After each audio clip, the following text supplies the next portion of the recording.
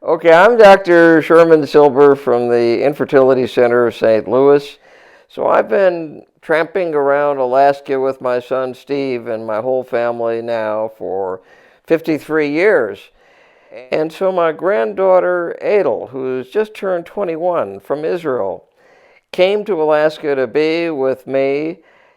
And so this is a story about how her eyes opened up to this incredible wilderness universe of Alaska, so different from the big city of Jerusalem that she grew up in. And Jerusalem is a very holy city, a very religious place. And what she discovered is Alaska is also a very religious place. Join us on this adventure so you'll open your eyes to the wilderness that you might not know about, just like Adel's eyes were opened.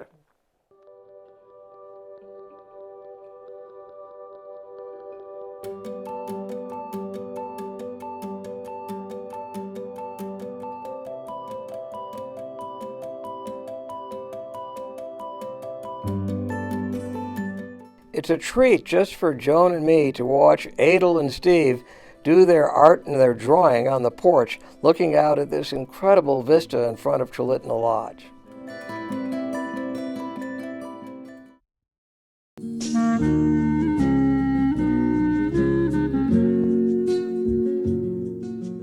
I've been wanting to catch a video of what I've seen many times of an eagle swooping down and getting a fish in his beak.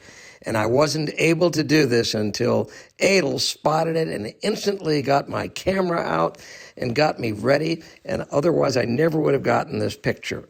Notice that the eagle cannot let go of that fish. His claws won't do it until he lands. And if he lands somewhere where a bear would be nearby, for sure he will lose that fish.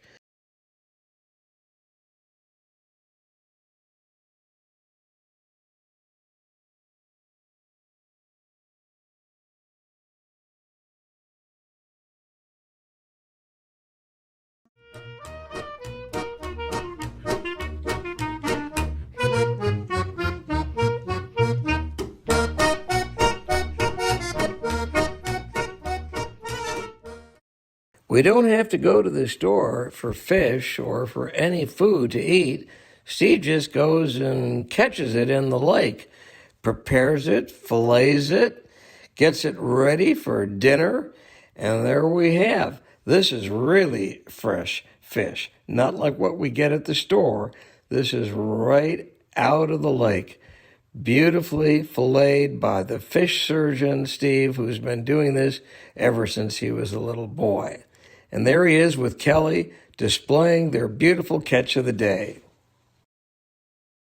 On a calm, peaceful day, when this lake is just serene, we go kayaking through the lake without any turbulence or waves, just enjoying all the beauty around us. Adel and Joan and me and Steve.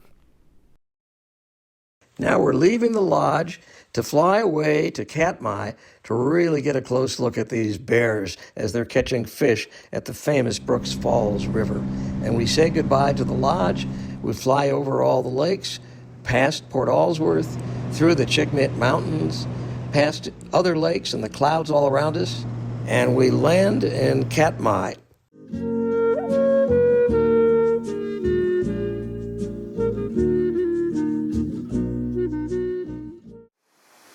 We leave that ominous-looking bear that first greeted us and walk towards the falls to see where the bears are doing serious fishing. One bear there you can see at the bottom is just looking for fish before they jump, and the other bear at the top is trying to catch them. Well, because he's got to set it down, so if he just sets it down to eat it in the water, it's just going to swim away. He'll miss it. In fact, he almost missed it. He lost it. He lost it. That's what happens. He's got to put it on. Oh, he's so mad. And the bears just patiently wait at the top of these waterfalls, hoping that they'll be able to catch a salmon who's unlucky enough when he makes the leap to fall right into the bear's mouth. Look at those incredible teeth and claws as this bear just tears apart that salmon he caught. And that's all they really eat that's going to give them this tremendous nourishment. They're just busy eating all the time, except occasionally, of course, they have to take a bathroom visit. The next day, we take off on a long journey far west into the tundra country in the western part of Alaska, where we'll find the caribou herd, the old Mulchatna herd that's finally come back again. We travel over beautiful lakes and spruce trees and mountains and hills and lakes until we finally arrive in the most barren part, the so-called Barren Grounds caribou. We are out in the middle of nowhere with our two Stinsons, having a little food just before we begin to track these caribou on this desolate, barren tundra ground. And we see them come to life and make thunderous sounds as they gallop away. And we rejoice in the return of the herd.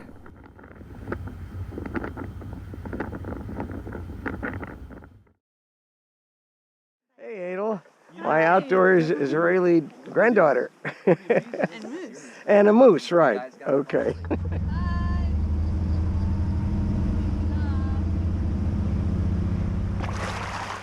Oh, this is beautiful. He's a nice one. Really beautiful one. Wow.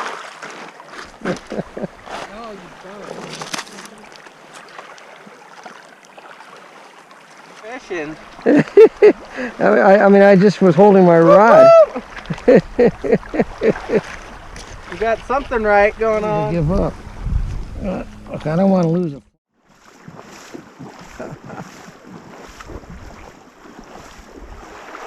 Justin's got the camera. Wow! Incredible.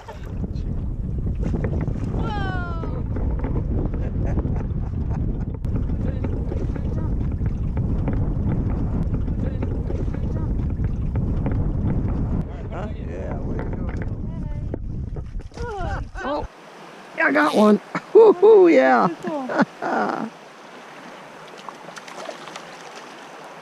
Beautiful. You know, as any newcomer to fishing will tell you, especially if they're not really mature adults with a lot of experience, fish are squirmy things, and they're really hard to hold on to. If you try to grab them like the bears do, you'll find it's impossible. And when you catch them on your line, it's such an amazing feeling to be able to play tug of war with the wild and realize how these little things are so powerful. It's just amazing, that feeling. And watching the look in Adel's eyes as she felt that touch, that connection with the wild, was thrilling. And of course, when she tried to hold on to that fish, she discovered just how squirmy they are. And it's hard to hold on to the wild or to hold on to the infinite. We take our pictures with these beautiful fish because they symbolize for us this unknown world underneath the water that we get to bring out of the water and look at, which is spiritual, like looking at God, who is always hiding, but nonetheless we feel we can see him. I took a day just by myself, without Adel or anyone, to find the grizzly bears that were actually different than the bears in most of this video. This is actually a culture of bears that are specializing in clam digging. They're the clam digging bears.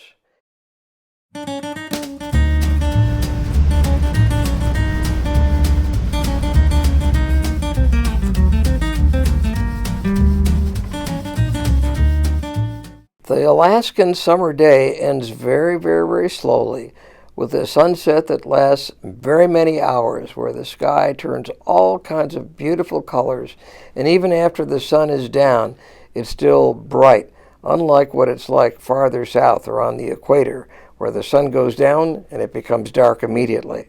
So we treasure night, which lasts for such a long time, with the sparkling light still before us as we enjoy the campfire and relax, waiting for another day.